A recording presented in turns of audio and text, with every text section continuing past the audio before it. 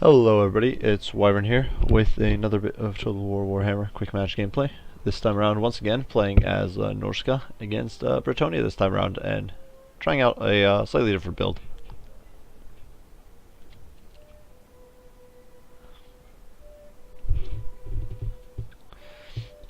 Just gonna pause things for a second. One of the big hypes for Norska was the war mammoth, or the woolly mammoths for Norska, and I was really hyped about those. And I'm not entirely sure how viable they are in a quick match, but I did want to give it a shot. So here you can see I threw one into this army, running a fairly similar comp to what I did last time, though definitely a bit lighter on infantry because I had to make room for the mammoth somehow. Wolfric the Wanderer coming in with Seafang and all his other kit, including this sort of Torgwald. Two Skinwolf Werkin with the armor improving ability as well. Our front line composed of two Marauders and a Marauder Champion, a Sorcerer of Death on foot with Spirit Leech and Fate of Buna. Behind that, the Brutes of the Hound, the Regiment of Renowned Berserkers, just there to help tear through enemy light infantry. They should do fairly well because with their Frenzy and Unbreakable and Berserk traits, they should do really well. A unit of Maws of Savagery, and then a unit of Norscan Ice Wolves to slow down enemy cavalry, make sure they can't escape the Maws of Savagery, and my Werkin once the battle starts. So without further ado, I'm going to throw things into play and look over my opponent's army. So interestingly enough, with the nerf to the Fan Enchanters, it does look like we're seeing some other alternate heroes. We've got the Prophetess of Life here. My opponent almost immediately sallies out with riders there, so I'll slow it down real quick. Coming in with what looks to be Regrowth, Earthblood, which has been nerfed pretty significantly, and Stoneskin, and escorted by a unit of Royal Pegasus Knights over there. Very heavy cavalry contingent here, including Grail Guardians, 2 units of Grail Knights, the Beast Slayers of Bastogne, which are the Regiment of Renowned Foot Squires, and then 3 Battle Pilgrims, and finally the Regiment of Renowned Holy Wardens of La Massointal, which are the other Battle Pilgrims, and then Mounted Yeoman Archers, and interestingly enough, Wardens of Montfort, which are the Mounted Yeoman Archers with poison. So definitely a pretty potent build, especially against Norska, with its very limited counters to skirmishing, and I didn't really bring any skirmishers beside my War Mammoth, so I'm making sure to get my cavalry clear immediately. I don't want them taking any archer fire if I can avoid it. Unfortunately, you can see these guys are the Marauders are already taking arrow fire, and it's doing some significant damage to them, unfortunately. They have very little armor, and once the cavalry gets past their shields, they're in a bit of trouble. So I'm pushing my Mammoth forward, trying to use its spears to skirmish with the cavalry, and as you can see, it's doing some damage to Mounted Yeoman, but in return, it's taking quite a bit of a hurt as well. It started off on 10,000 health, I do believe, or a little bit over 10,000. Now it's already dropping by several hundred. Definitely not doing well. I'm trying to zone with the cavalry now. It's simply not happening, but it did clear up my infantry and allow him to close the gap on the enemy infantry. And my opponent is definitely focusing the War Mammoth. I've been trying to get the War Mammoth to catch up, and I'm getting a little spread out here, which is definitely a bit of an issue. But my opponent does fall back, and that gives me the opportunity to set up a charge here. So you can see the Grail Guardians are coming in, trying to get a flank charge. Interesting enough, the Grail Knights have not actually made a charge on the War Mammoth immediately, which might have been a good move. You can see Fate of Buna going down immediately on the Grail Guardians, and I'm immediately going to turn all my cavalry, or my Hound, my Wolves, and my Maws of Savagery into these guys. And as you can see, the Grail Guardians are absolutely getting demolished. Between the charge coming in and the Fate of Buna, even with Regrowth going down, an Overcast Regrowth going down, they're getting absolutely demolished. Over here, the battle pilgrims get collapsed incredibly quickly by a combination of Marauder champions, the Shaman Sorcerer of Death, and the 2 Werkin, as well as, of course, Wolfric. And that frees me up to counterattack the left flank. Unfortunately, I do believe one of my units is already broken on the left flank, but with the Berserkers here, they are holding it just fine and tearing through these battle pilgrims pretty efficiently.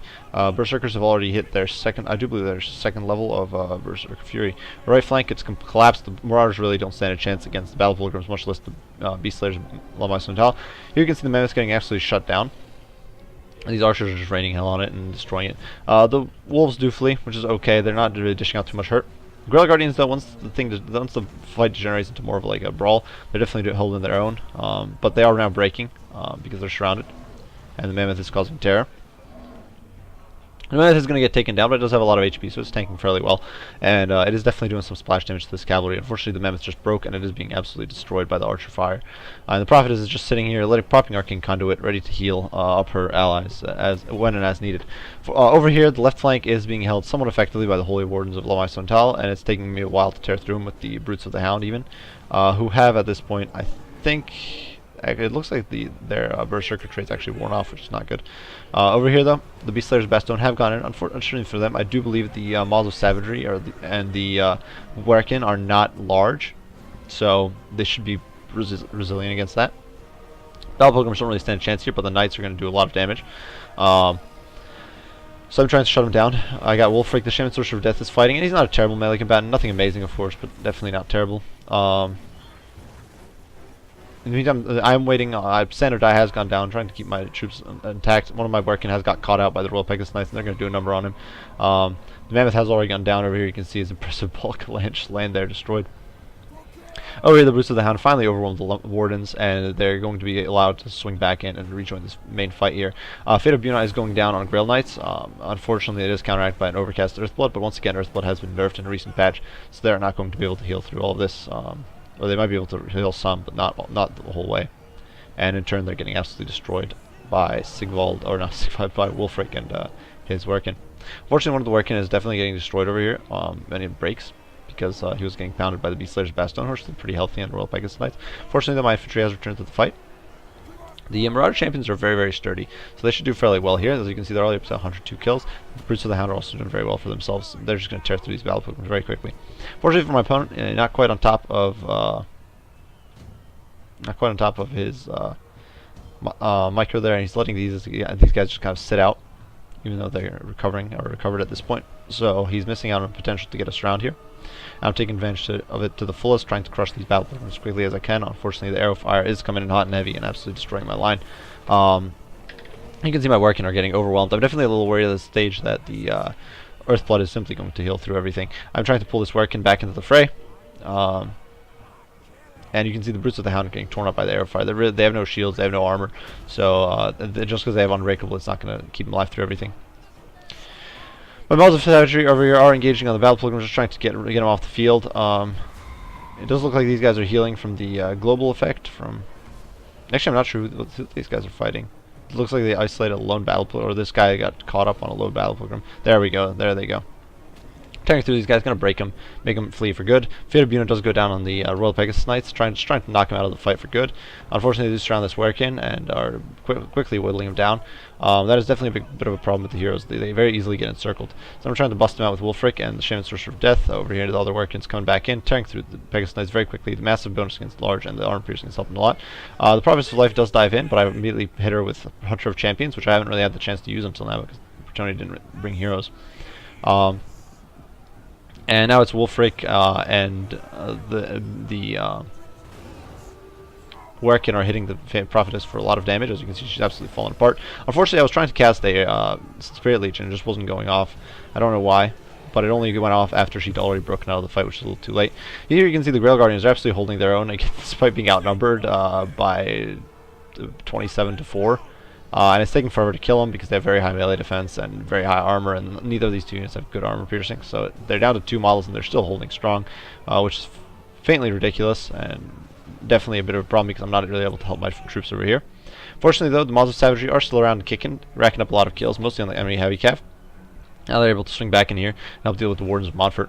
The Beast Slayers are the only real unit, close quarters melee unit that's stuck around. The Pegasus Knights are fleeing out of here. My opponent has finally realized that he has all these infantry units just sitting around doing nothing, and he's pulling them back in, but they are very depleted, so they shouldn't do too well, especially not against Wolfric, who has high armor and is still very much intact. Unfortunately, my Werkin are really badly beaten up. Actually, these are the Maws of Savagery, but my Werkin are also really beat up. One of them is over here. 700 HP, is regenerating, of course, which is definitely nifty. I've definitely found the Werkin very useful for that. And I do believe the other Werkin might actually already be dead. Might have gone down to this pell-mell down here. The Shaman Sorcerer of Death is still around, of course, trying to move into the fray.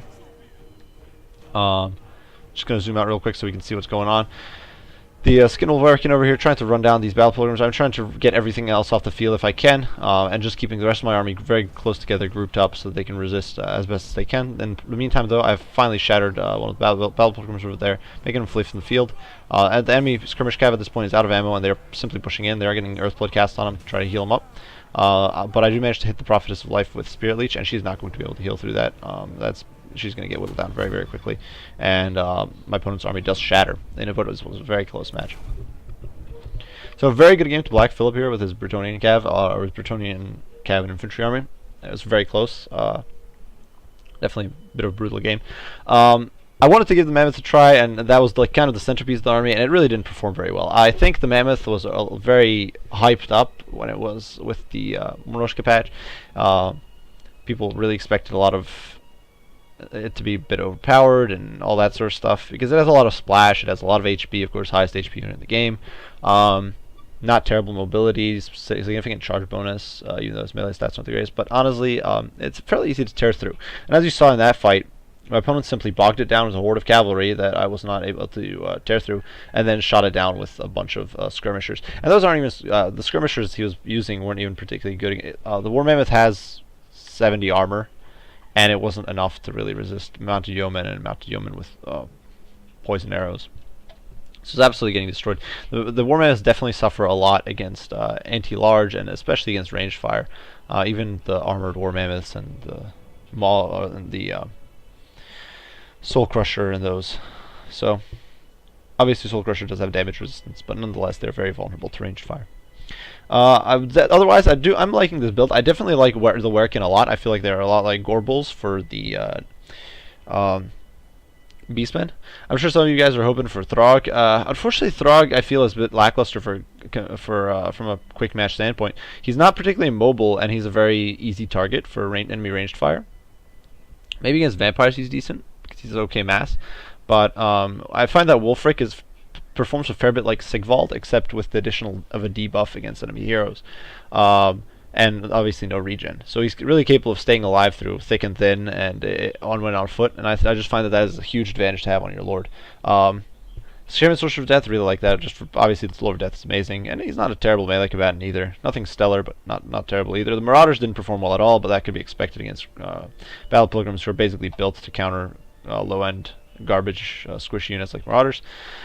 Brutes of the Hound did amazing, as did the Marauder Champions, which was a bit to be expected, I think. Marauder Berserkers, once again, built to tear through lightly armored infantry. Same with the Marauder Champions to an extent, though they're much more of a hold the line, staying power infantry, but obviously they can dish out a lot of hurt and they're very tanky. Norscan Ice Wolves didn't get much done because my opponent basically just stuck in the fight. He didn't really try to kite me, and he didn't have skirmish units for them to go after, so they were a bit of a waste, I think. But I still bring him normally just because they give me a bit of flexibility there. Models of Savagery did amazing. Most of the skills, or a significant amount of the skills, were just enemy heavy cav. They're very powerful. Normal skin wolves are cheaper, and you can obviously get normal armored skin wolves, but their damage output is not armor piercing, and that is my biggest, I think, the biggest selling point of the Models of Savagery. They're skin wolves with armor piercing. And that makes them very solid against heavy cav. Normally, even a unit of Rice Guard can perform not win, but as you saw, and I do believe it was the last replay, the Skin Wolves with armor actually barely came out on top against Rice Guard, and that's only a slightly higher end unit than they are, or slightly more expensive unit than they are, and the Skin Wolves are specialized against large, so definitely a bit of a problem. I definitely like the Models of Savagery for that armor piercing. So yeah, for my opponent, none of his units performed that well, but then again, I had a very large-oriented army. His Battle Pilgrims actually did amazing work against squishy units, and obviously the Mounted Yeomen tore through the Mammoth and did a lot of hurt to my squishy units as well. Beast Slayers didn't have too much to do, I don't think.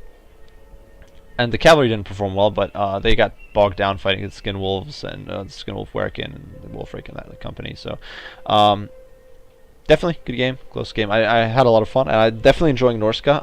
I like their aggressive playstyle and their unit roster.